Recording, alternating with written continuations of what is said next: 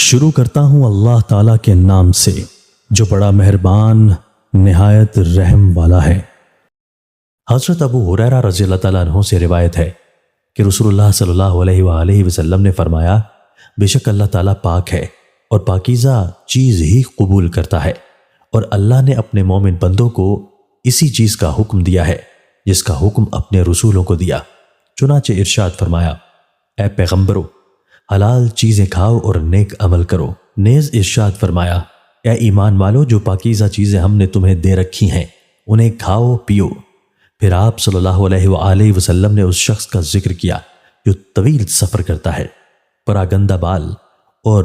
غبار آلود ہے، اور وہ اپنے دونوں ہاتھ آسمان کی طرف اٹھا کر دعا مانگتے ہوئے کہتا ہے، اے میرے رب، اے میرے رب۔ حالانکہ اس کا کھانا حرام، اس کا پینا حرام اور اس کا لباس حرام، اور حرام ہی سے اس کی پرورش ہوتی ہے، تو اس کی دعا کہاں قبول ہو؟ دین کا علم اور دین کی سمجھ کن لوگوں کو عطا کی جاتی ہے؟ حضرت معاویہ رضی اللہ تعالیٰ عنہ سے روایت ہے کہ رسول اللہ صلی اللہ علیہ وآلہ وسلم نے فرمایا، جس شخص سے اللہ تعالیٰ بھلائی کا ارادہ کرتے ہیں اسے دین کی سمجھ عطا فرما دیتے ہیں۔ تشریح: اس حدیث سے علم اور عالم کی فضیلت کا اظہار ہوتا ہے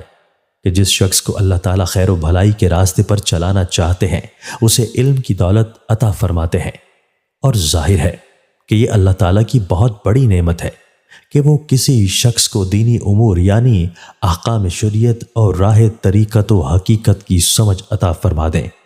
جو رشد و ہدایت اور خیر و بھلائی کی سب سے بڑی شاہراہ ہے۔ ایمان کی حقیقی لذت حاصل کرنے کے لیے انسان میں 3 چیزوں کا ہونا ضروری ہے۔ حضرت انس رضی اللہ تعالیٰ عنہ سے روایت ہے کہ رسول اللہ صلی اللہ علیہ وآلہ وسلم نے فرمایا،